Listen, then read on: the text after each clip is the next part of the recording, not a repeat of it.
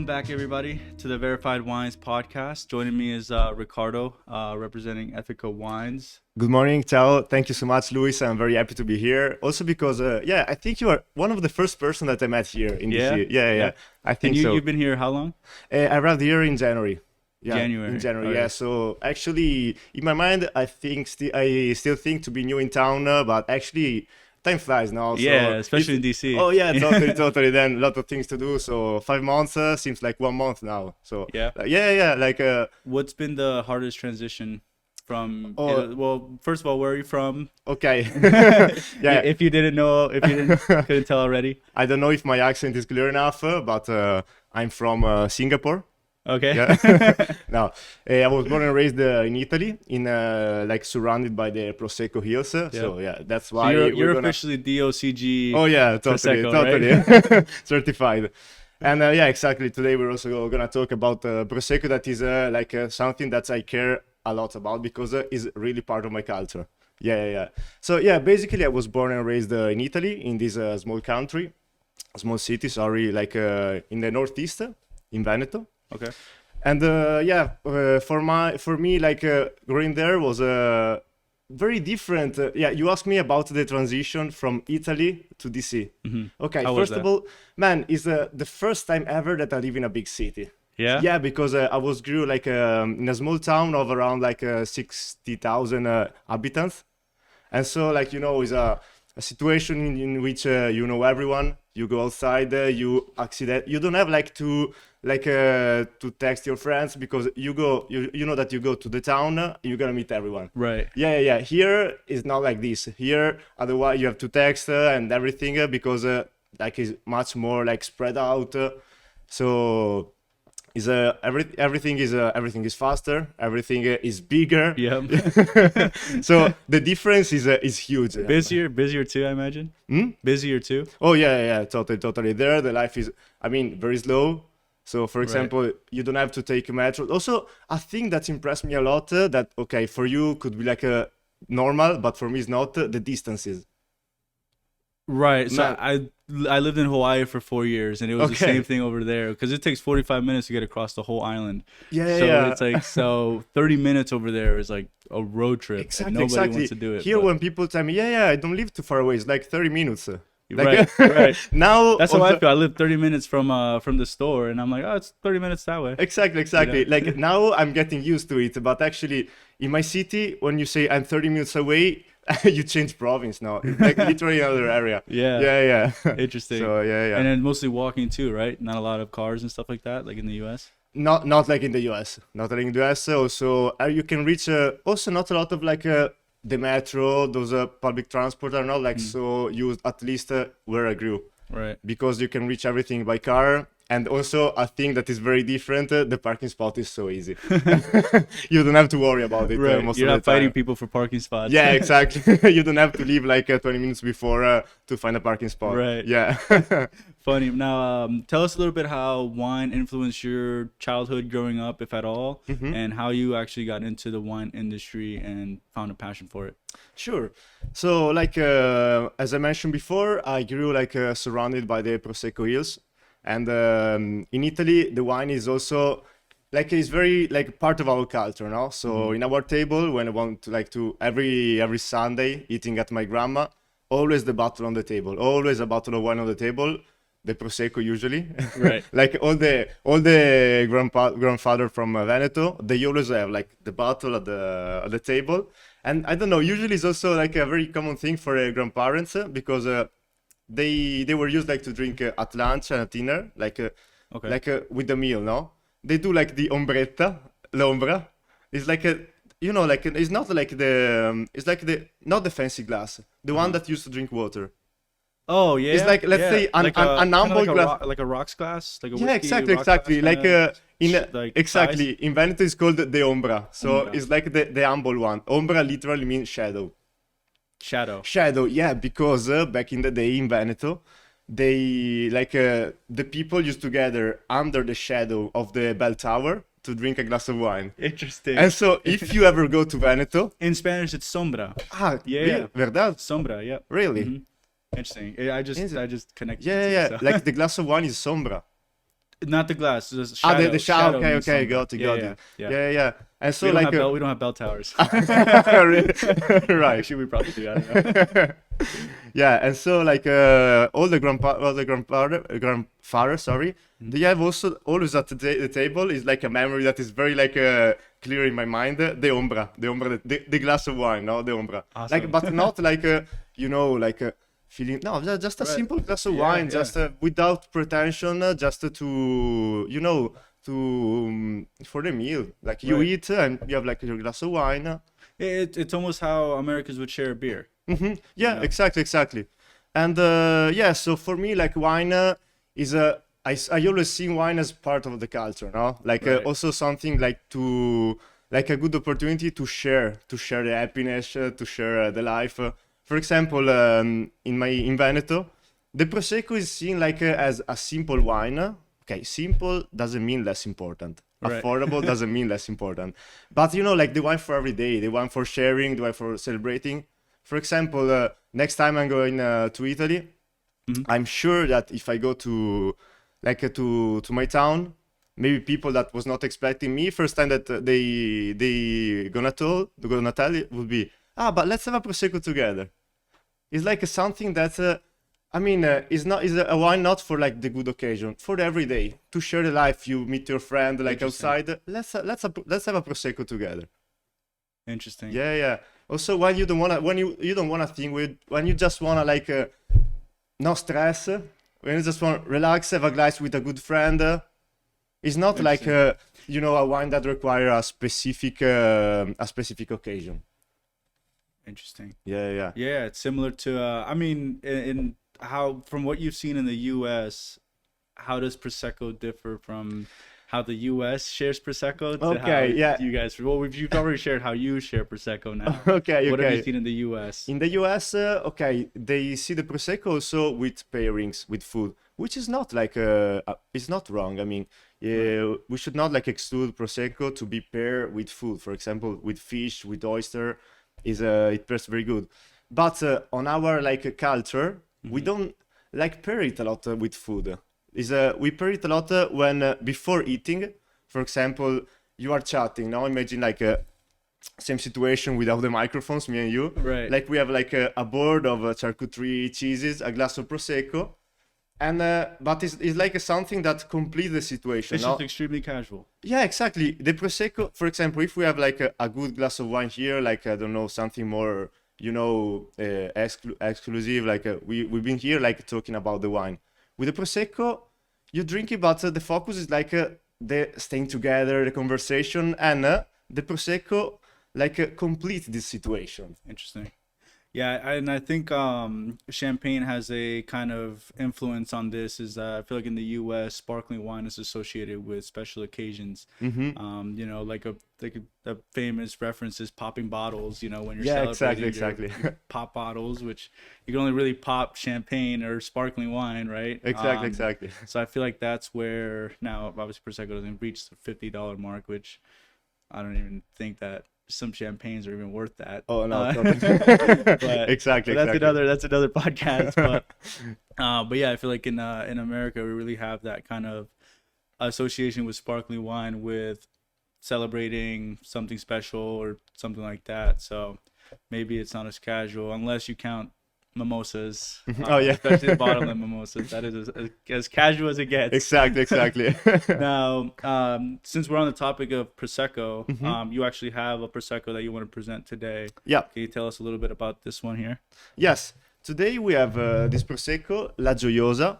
Okay, La Gioiosa in Italian means the joyful for two reasons. Okay, this one is called the joyful because first of all, like the region of Treviso, surrounded by green vegetation that is very lush, very prosperous, was called like a joyous area. No, yeah, because of the green that there is, all the life, all the biodiversity, and then also because the location in which this winery takes place, is an ancient villa, like a very ancient villa that used to be like the summer estate for the rich Venetian families. Interesting thing, the rich Venetian families, the people from Venice, they cannot ever leave the boat. For example, they okay, they came to the villa that is not in Venice, it's like in the province of Treviso. They Okay. used to navigate through the channel to reach the villa with the boat. Oh, right, Oh right, yeah, right. yeah, yeah. Because I mean, a Venetian cannot leave the boat, never. I'm still elaborate a little bit on that. Okay, okay, yeah. For you know that in Venice there are no cars. Hmm. There are no cars. There are no like public transport unless boat. You Right, just move right. by boat. So for the Venetian, even if they go like to the countryside, that was not like the same of Venice. They used to go there by boat, and so like this villa take place in this summer estate in which the rich Venetian families used to go there to spend the summer holidays. And if you see the villa, is huge. Like it's crazy to think that was just like the summer estate, you know. And it's like from an architecture, from the point of view of the architecture, Hmm. it's incredible. It's like a Palladio inspired, so a lot of statues, huge, like a lot of like very big rooms to do parties, celebration. They used to do like a lot of parties, very like joyful. So that's why also we have the name La Gioiosa. Interesting. And yeah, they grow like the glera and like all the traditional variety of grapes that are used in the production of prosecco. And they're also another important thing. They're environmentally friendly, sustainable. They care a lot about the maintaining the biodiversity in the vineyards. Yeah, Interesting. yeah. So because of course they take place in an amazing place, an idyllic place. I send you the picture now Right, of the right. prosecco So area. the pictures that you sent me were of this Okay, vineyard or another one? they were specifically from the Cartizze. That is a particular crew of the prosecco, and La Gioiosa. They have a vineyard in the Cartizze. Interesting. Yeah, yeah, Okay. yeah. So Yeah, yeah, those pictures that were is the picture. Yeah, you you can confirm dude, like yeah, the land is incredible. It's like it's such a incredible. paradise. Yeah, just looking at the pictures, it's like it doesn't do it justice at all. I mean, I can't wait to Ricardo has promised to take me, so I'm holding you to that. Oh But yeah, for sure. I'm gonna bring this guy to Italy if he's gonna bring me in Guatemala. We have like yeah, a deal, yep. so Yep. I'll have a lot of things to show you about Italy, specifically in Veneto. Right. Yeah, yeah, yeah, because I was born there, I grew there, so I can bring you in places Yeah, I that imagine. the average tourist, also the average Italian can never reach. Right, right. Yeah, which is this is the goal for everybody. So yeah, I'm excited for that one. But I will ask you this: now most proseccos on the market, just because it's mass produced, they do kind of tend to be around like the $10 to $15 range. Mhm. This one we have on our shelves for 19.99. Why would you choose this one over something Because cheaper? Not worse, but yeah, cheaper. yeah, no, yeah, Less prosecco. expensive. Less expensive. That's what I meant to say. Because of course okay, the price, okay, that has to be cost effective, but we can like don't think about the quality and like offer something that we know what how is made and that ensure like the best quality as possible. La Gioiosa actually is not like a small winery as you could expect. It's like more of a big winery, but their goal is like to maintain as well the best quality as possible, also out of a big production. So like they're very concerned about like the as I mentioned the biodiversity in the vineyards. Hmm. I visit like La Gioiosa before coming here, so I saw like with my own eyes. And they have also some I already told you maybe Hmm. they have like some structure in the vineyards that they help to attract the bees, the ants, in Right. order to maintain like the cycle of life, the normal cycle of life in the vineyard, Right. like to be part of the nature and not like to substitute the nature. So this is considered biodynamic or just No, it's not natural? biodynamic. Let's Okay. say sustainable, Okay. environmentally friendly. Okay. Yeah, yeah, Interesting. And then Lamura. yeah. These two for this weather, Oh, come on. some of my Yeah, favorite we picked wines. like the most summery wine today Yeah, because yeah. Just because it's starting to finally reach 90 degrees here in DC, so these are the wines to break out. oh Throw it yeah. in the refrigerator for a little bit, chill it, and then just crush them. Right on, man. Yeah, then we moved to Sicily. Also, Sicily is like an incredible place. As you know, like there is the volcano. Hmm. The soil is incredible. The land is is paradisiac, is idyllic. Is surrounded by the sea, so you have like this insular climate. there is like also the climate is perfect, so it's never like too warm, too cold. Also like yeah, like because there is always a wind, no? Right. There is always sun, always wind, and so all these features keep the grapes very protected against the parasites, against the illness. Right. And so you're more like advantaged to work organically. So for example, And Lamura. Sicily is the island being kicked by the boot, right? Yeah, Like, exactly. like- It's the ball. Yeah, it's the ball, it's soccer ball. Exactly. Yeah, so like for example, yeah, this winery, Lamura, is a brand of Casa Girelli that is an historic group in winemaking in Italy. Okay. And Lamura is one of the is interesting. Is blockchain certified. That means that you are sure that every bottle is made like with organic grapes. They work Okay. exclusively with organic grapes. Also because they're read by the climate of Sicily, because of course you have the wind, you have the sun that keep the grapes like healthy, that keep the grapes fresh, also protected from parasites, from illness, and so yeah, don't need to use chemical. Like the weather take Yeah. care of it. Yeah. Yeah. Okay, so yeah, we have this boy is like the most summery thing that you could imagine is a Grillo, an indigenous variety of Sicily. So like a super refreshing wine. Now, also interesting thing about Lamura that they have like a very good value for money, because Right. as you know, like they're not like very expensive. Right. So you can find these on the shelves here for $14.99 for each of them. So they're at the Exactly. perfect price point between Exactly, quality exactly. and still affordable. Without like sacrifices the quality though. Right. Yeah. As we were telling, I'm of the idea that affordable doesn't mean less important. Right. There are like a lot of like different things that can inside in this thing. Right. Yeah. Especially, I mean, Italian wines, they can vary range from the different price points, but there's such hidden gems over there. Yeah, exactly, know? exactly. Yeah, another interesting thing, how to find the Italian wine, very good Italian wines for few money. Right. Like find the variety, find the appellation that no one knows. Right. Because here everyone wants Chianti, everyone wants Nebbiolo, Sangiovese, so the price for that is rising. Right.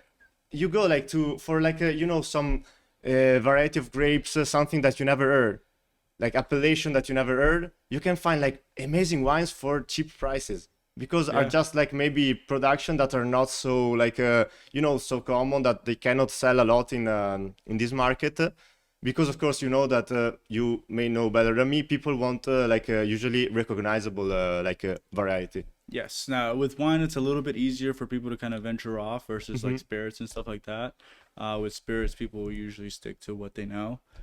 With wine, it's a little bit easier to recommend this and this and that, and people are a little more open to it, especially in this area as well, just because we get the spectrum from younger, older, Yeah, then experienced, unexperienced. then We they get a trust lot. you. Exactly. So it's fun to recommend something like this and having them come back and be excited about it. Oh yeah, and yeah, totally, this and that, totally. like, it's amazing. This and that. I'll take 2 bottles now. Like, Nice, good job. Yeah, also that because Italy is all blessed, like all the region produce great wine, great food, great tradition. So like there are regions that no one talk about, like Umbria. Yeah. Umbria is like one of the best region of Italy. And we're just for everybody listening, where's that at? Umbria.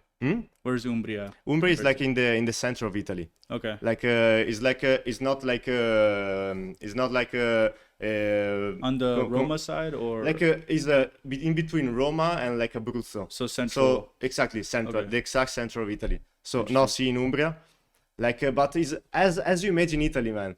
So for Right. example, a lot of hills, all these small town, no, like Right. very like in the middle of nowhere, Right. like the old woman sitting like all on the chair, like chatting. They're like the Italian cameras. Yeah, we call it cheese, The- cheese miss. Yeah, exactly. The one that sees everything, no?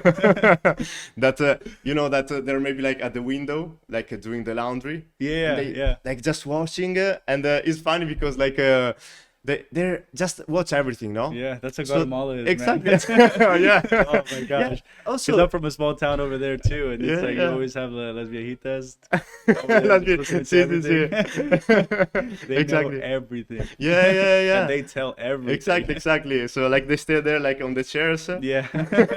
like all day chatting. So Yep. it's also funny to see that there are a lot of like similarities between Italy and Central America. Right. Yeah. Right. So for example, when I go to Central America, I feel at home because there are a lot of things culturally that remind me of Italy. Right. Right.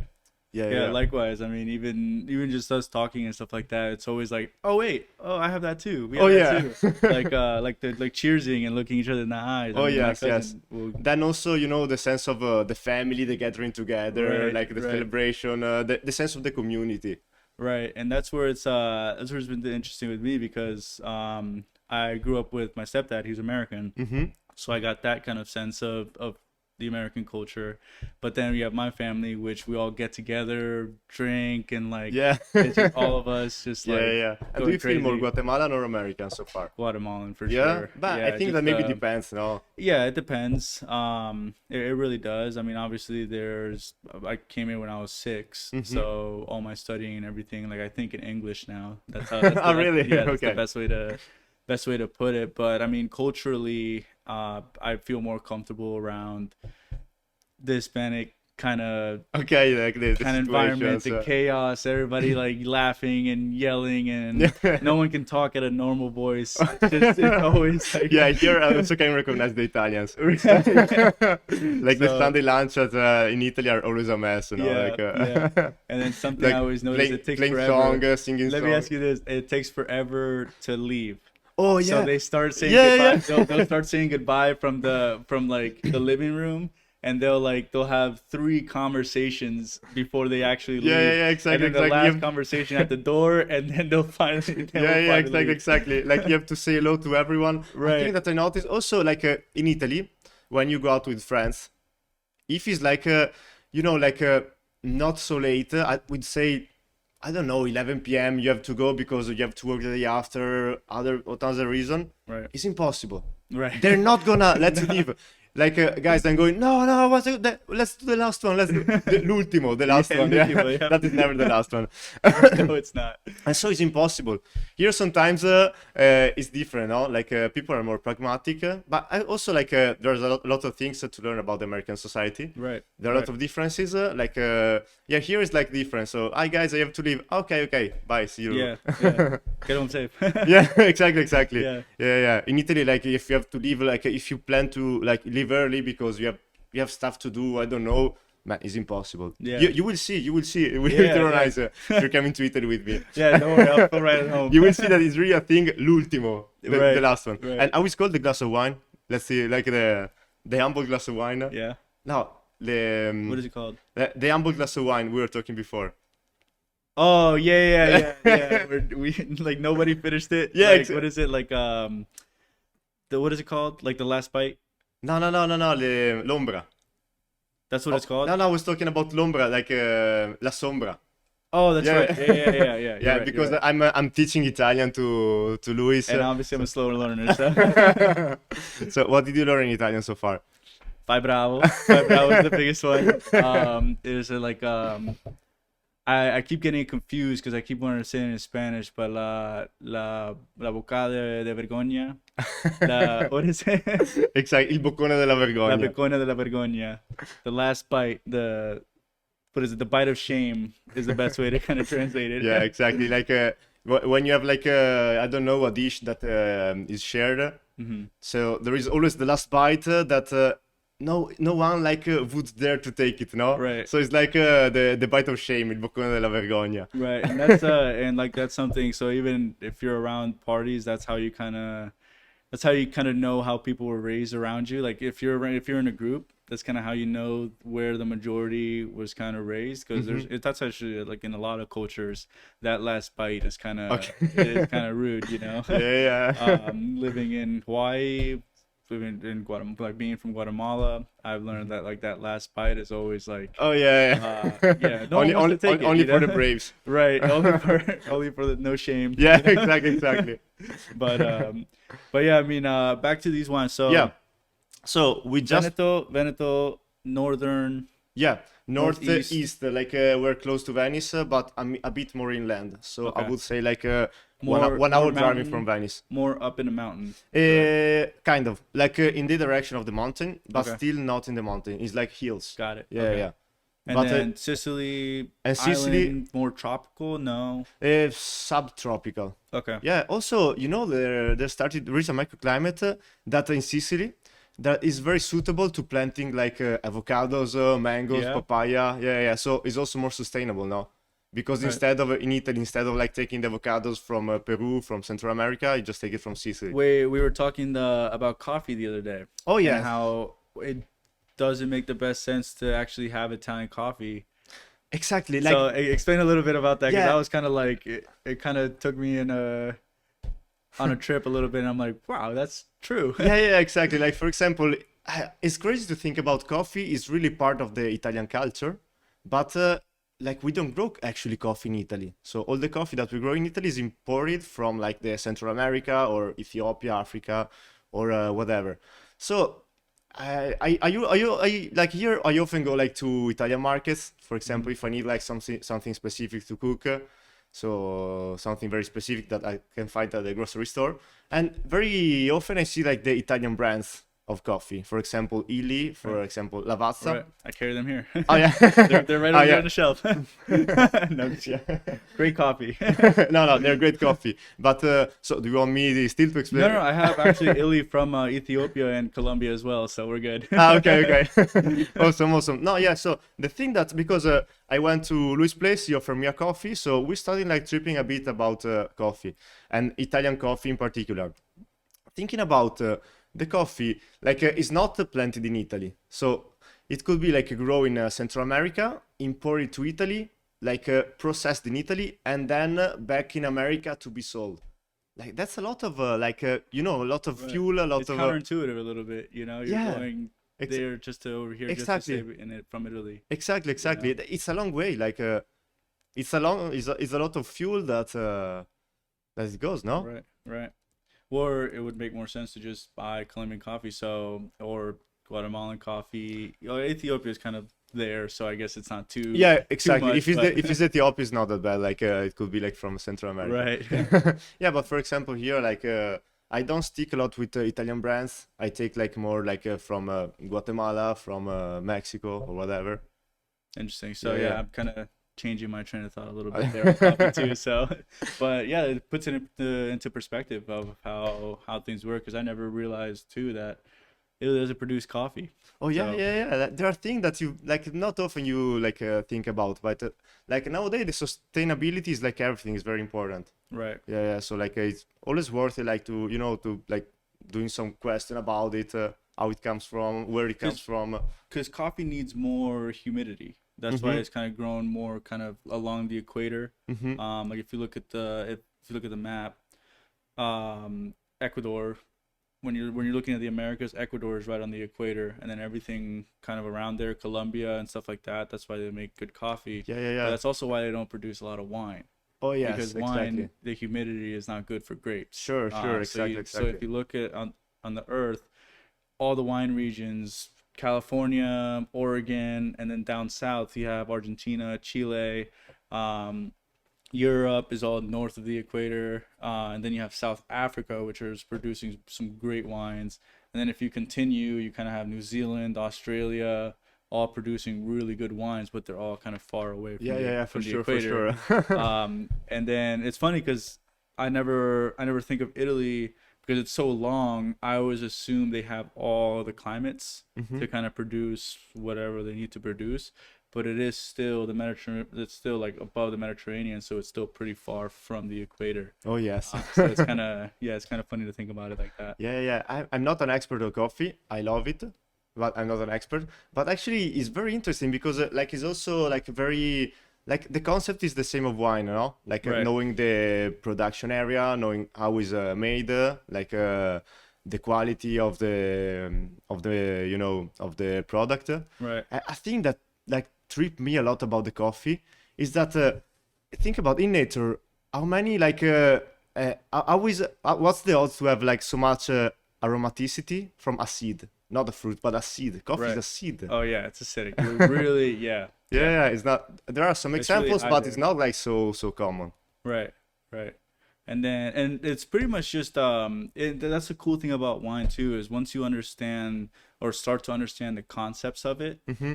you really start to understand, like for example, Pinot Noirs from New Zealand, Australia.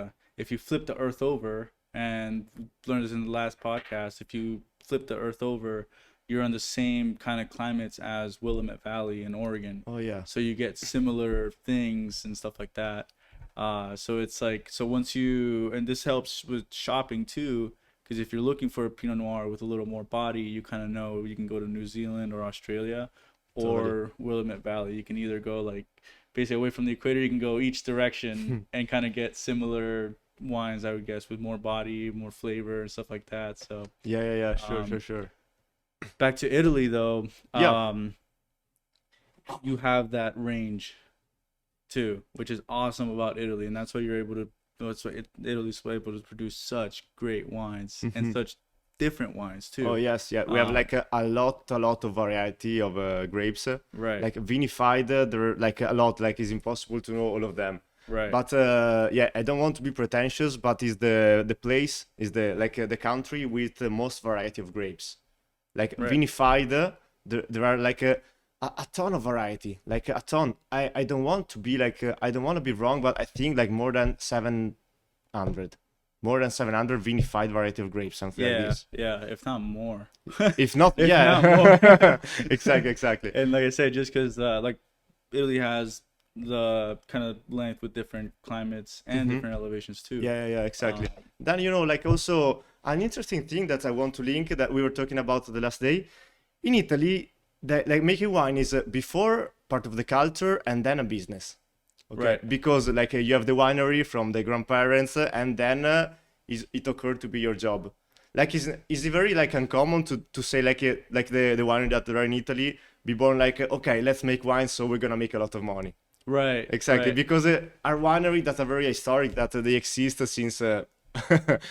Before America, Yeah, yeah, yeah. like since There's maybe yeah, vineyards over there that's like exactly, exactly. generations and Oh yeah, generations, yeah, yeah, which totally, is it's crazy to think about. And totally. There are wineries that exist since the 1400. that that's So crazy. To think about. yeah, exactly. So like And for- then they've been in the same family, right? exactly, not all, not everyone, but most of the cases, yes. There are a lot of examples. That, for example, I have a wine, Vicaria wine that is now the 14th generation. Jeez. 14th generation running the winery. Wow. So like it's really like all the tradition that like that pass from tradition to traditions. Yeah. So the idea is like very like the pure essence of making wine. Right. No, then the business come later.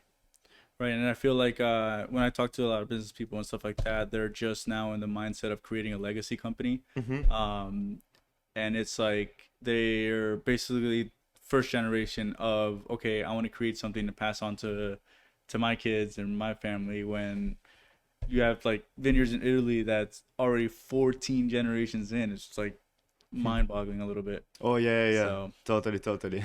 yeah, Yeah, also because like when you plant a vineyard, it takes some year to like to grow like a quality grapes. right, Like for the first 3 years, you don't see any production. right.